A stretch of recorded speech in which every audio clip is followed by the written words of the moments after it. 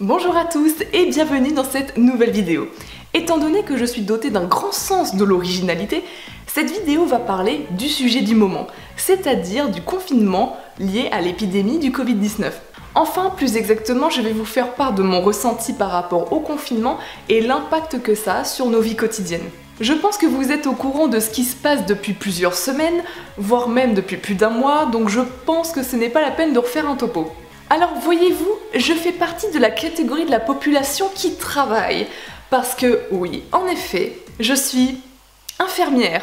Alléluia, quelle idée de génie j'ai eue dans ma jeunesse de vouloir faire ça et de le regretter amèrement maintenant. Je pense que vous comprenez pourquoi. Je n'ai pas ce loisir de profiter du confinement et de jouer à Animal Crossing ou à FF7 comme tout le monde.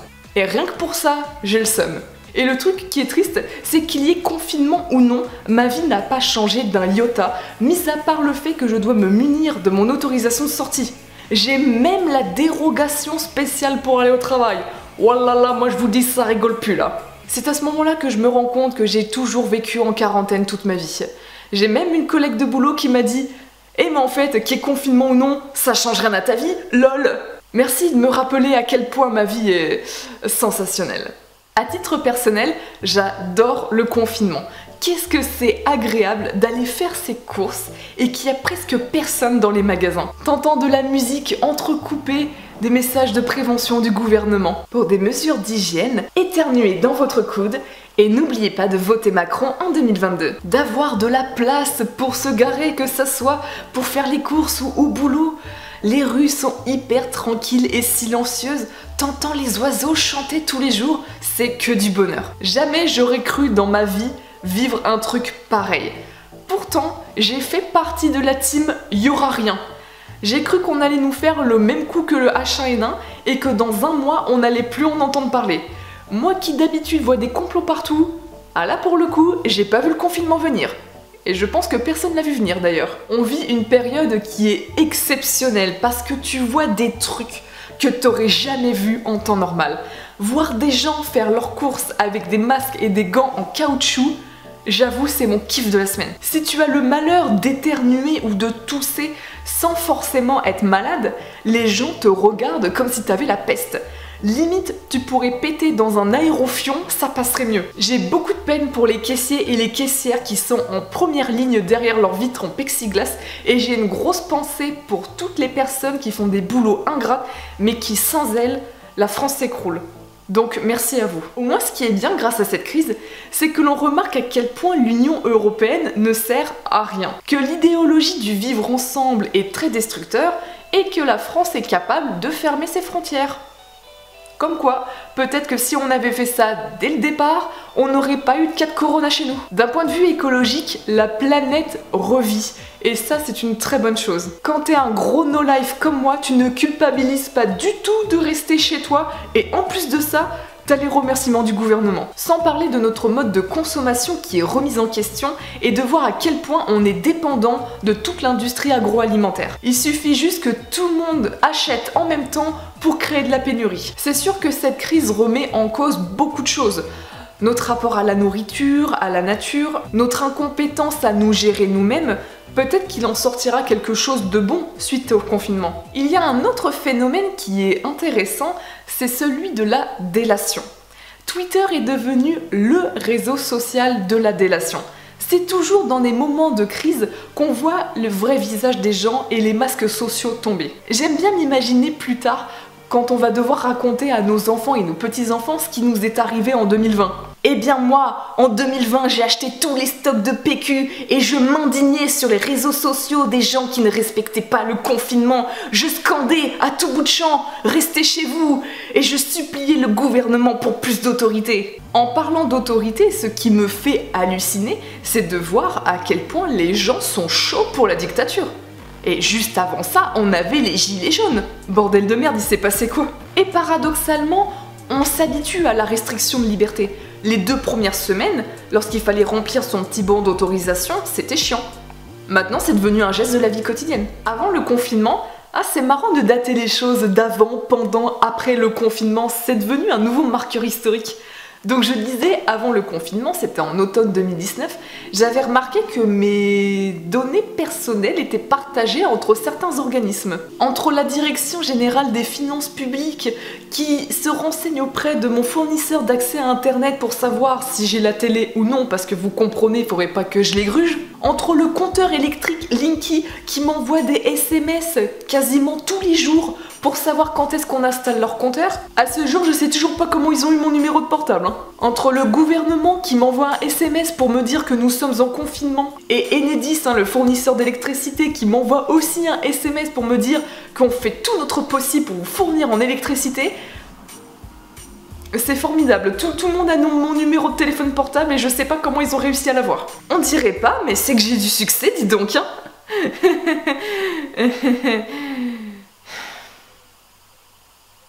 En ce moment, il y a des gens des impôts qui savent qui je suis, où j'habite, quelle banque j'ai, quelle assurance j'ai, combien je gagne, combien je dépense, dans quoi je le dépense, quel fournisseur d'accès à Internet j'ai, etc. Et tout ce petit monde se refile les infos entre eux. Tout ça pourquoi ? Pour être sûr de pas oublier de payer une taxe. C'est vrai que quand tu vois ma gueule, tu vois ce potentiel de délinquance et de racaillerie qui sommeille en moi. Wesh, qu'est-ce que tu vas faire ? Alors que t'as des criminels qui courent dans les rues et qu'on n'arrive pas à mettre la main dessus. Bah ça me fait bien rire.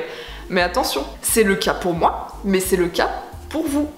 Parce que vous aussi, vous êtes des délinquants qui s'ignorent. Bon, tout ça pour dire quoi ? Parce que à la rigueur, on s'en fout. Il y a des problèmes bien plus graves, comme le coronavirus. Ça me fait réaliser à quel point on est hyper fliqué dans notre vie et qu'on n'a aucune vie privée.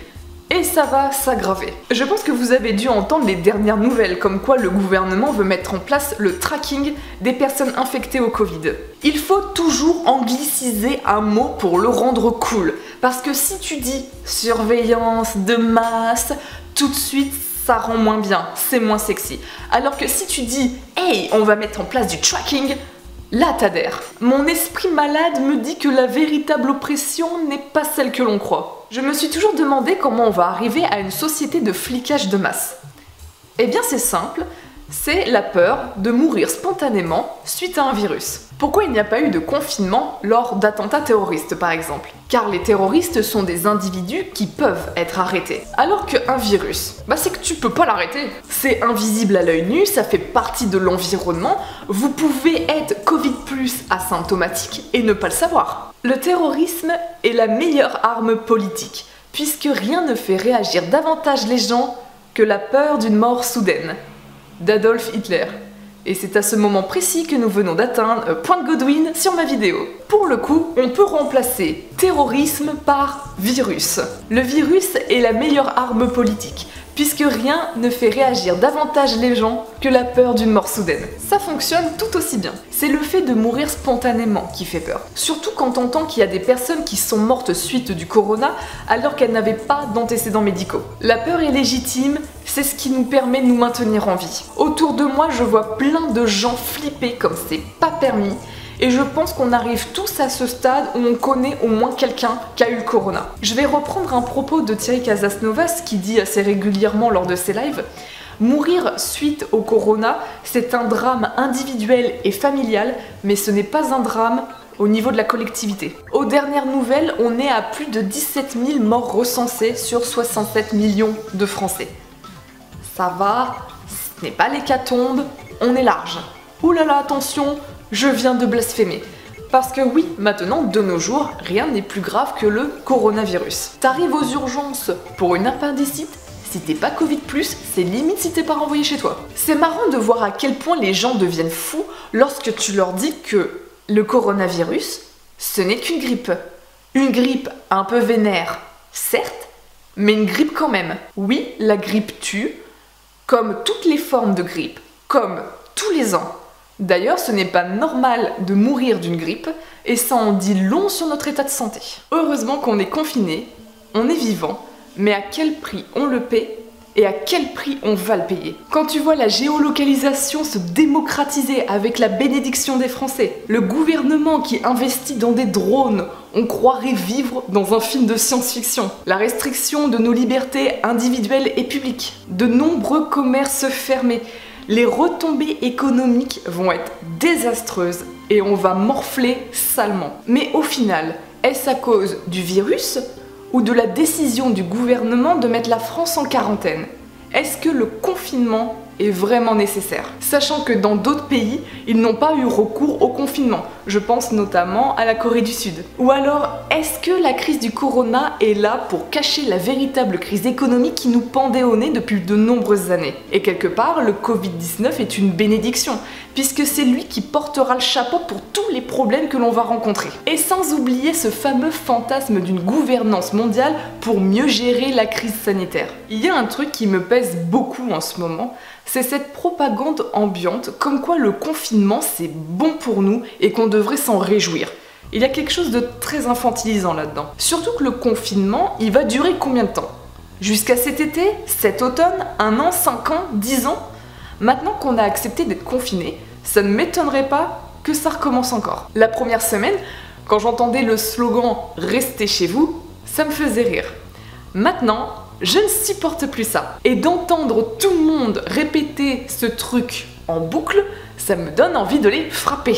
Peu importe où je vais sur internet, il y aura forcément un message qui va popper quelque part pour dire « Hey, restez chez vous » ou « Stay safe, stay home ». J'avoue, je ne vais pas être très sympa, mais pour moi, le coup de grâce, c'est quand j'ai vu la vidéo de toute la clique de youtubeurs dire « Restez chez vous ».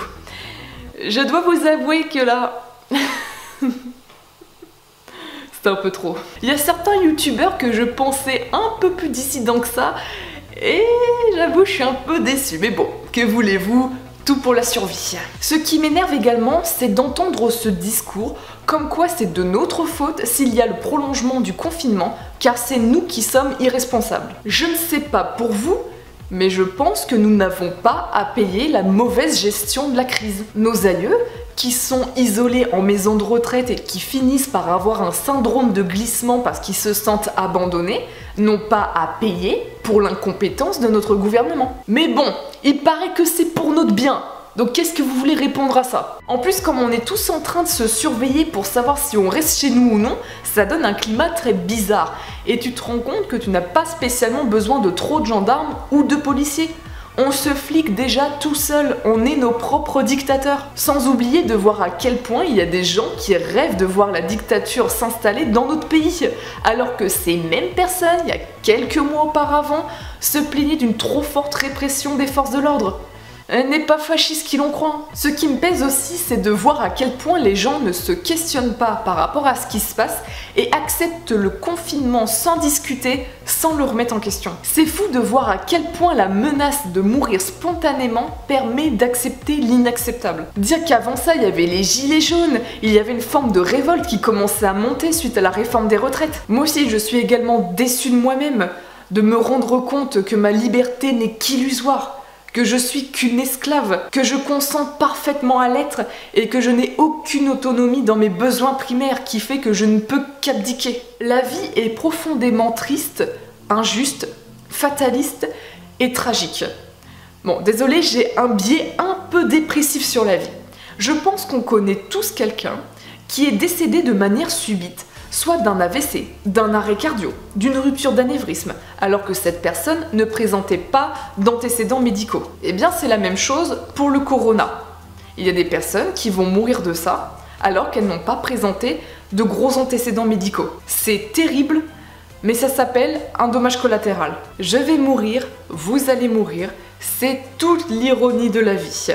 Malheureusement, malgré toute la bienveillance que peut nous porter notre gouvernement, il n'arrivera pas à nous sauver de la mort. On est tous condamnés à mourir, donc ça ne sert à rien d'avoir peur de ça, même si ça fait partie de nos angoisses les plus profondes, et c'est la peur de mourir qui donne le sens à notre vie. Peut-être que si on vivait dans une société plus portée sur la spiritualité, on serait plus serein avec l'idée de mourir et on n'aurait peut-être pas accepté le confinement. Attention, je ne banalise pas la mort, mais en même temps, vu la société dans laquelle on va évoluer, je me demande si ce serait pas préférable. Mais non, je déconne, restez chez vous, sinon je vais avoir trop de boulot à l'hôpital. C'est la fin de la vidéo. Je vous souhaite un bon confinement pour ceux qui ont la chance de perdre leur emploi. Bon courage à tous les esclaves qui continuent de travailler. Et surtout, bonne délation.